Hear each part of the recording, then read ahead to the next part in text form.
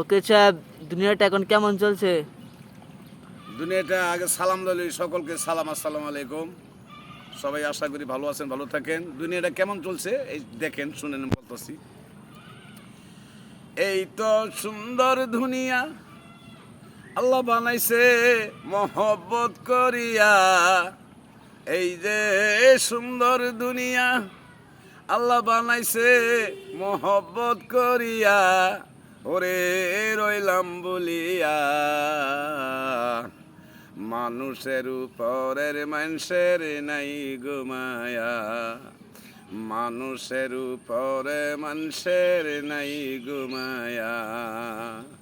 এই তো সুন্দর দুনিয়া আল্লাহ বানাইছে মোহব্বত করিয়া, ওরে রইলাম বলিয়া।